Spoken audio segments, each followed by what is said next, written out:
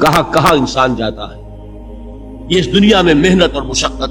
ہاں ایک مغالطہ ہو جاتا ہے کہ شاید یہ محلوں میں رہنے والے جو ہیں انہیں کوئی مشقت نہیں, انہیں کوئی دکھ نہیں. حالانکہ حقیقت یہ نہیں ہے. جو جتنا امیر ہے آپ دیکھیں گے اس کی جسمانی مشقت کم ہے, ذہنی کوفت زیادہ ہے. ٹرینکولائزرز کی انہیں ضرورت پڑتی ہے, انہیں سیڈیٹیوز چاہیے. خواب آور دوائیں مزدور کو نہیں کبھی ضرورت پڑے گی. وہ 8 گھنٹے کی محنت کرنے کے بعد احساس ہوتا ہے کہ وہ صبح ہی کی خبر لے گا.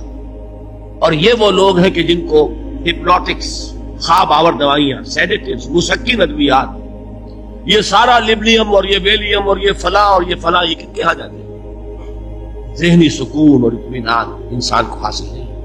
کسی کی جسمانی مشقت ہے, کسی کی ذہنی مشقت ہے. میں آپ کو یاد دلانا چاہتا ہوں مہاتما گوتم بدھ کا معاملہ. 30 برس کی عمر میں کپل وستو کا شہزادہ محل کو چھوڑ کر نکل گیا. جوان بیوی کو سوتا ہوا چھوڑ کر گیا. شیر خار بچے کو چھوڑ کر گیا. راجدھانی میں رہنے والا محل کا باسی, جسے یہ معلوم ہے کہ باپ کے بعد مجھے یہ سلطنت ملنے والی ہے, کیوں گیا؟ کبھی کبھی آپ نے سوچا؟ اس نے انسان کے غم اور دکھ کا مشاہدہ کیا. اس نے دیکھا کوئی اندھا ہے, ٹھوکر کھا کر گر رہا ہے.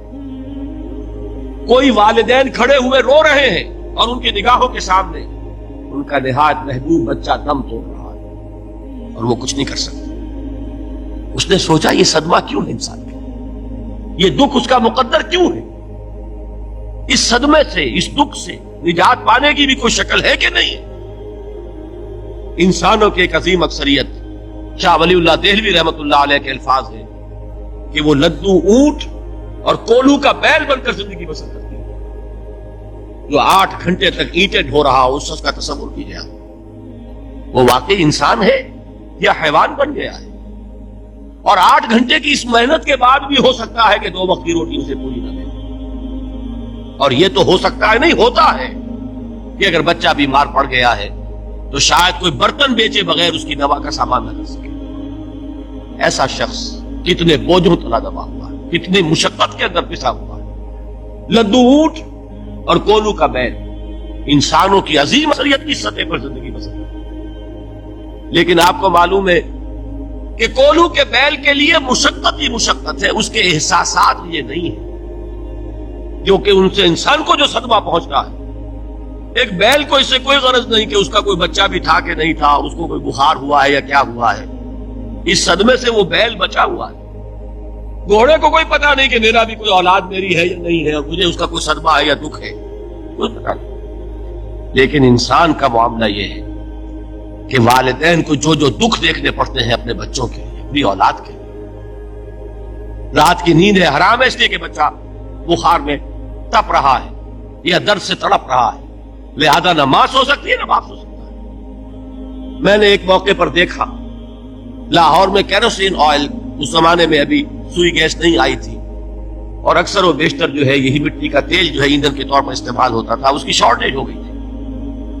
تو کئی فرلانگ لمبی قطاریں لگتی تھی ان دکانوں کے باہر, ڈپو کے باہر.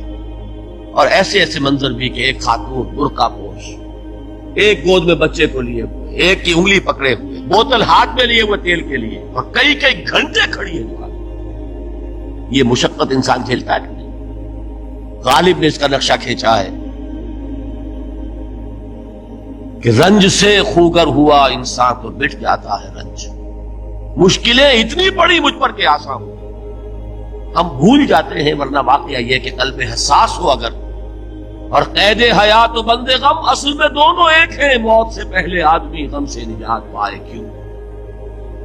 اچھا یہ تو ہوا لقد خلقنا الانسان فی کبد. حیوانات کا معاملہ ایک اور اعتبار سے آسان ہے. ان سے کوئی محاسبہ بھی ہے کیا؟ کوئی جواب دہی بھی ہے؟ کوئی ان کو اللہ کے حضور میں کھڑے ہو کر اپنے اعمال کا حساب بھی دینا؟ انسان کی یہ ٹریجڈی ہے, یہ المیہ ہے انسان. اس کو بھی قرآن مجید کی ایک سورت میں قسمیں کھا کر اذا السماء انشقت, اس کے بعد کیا فرمایا؟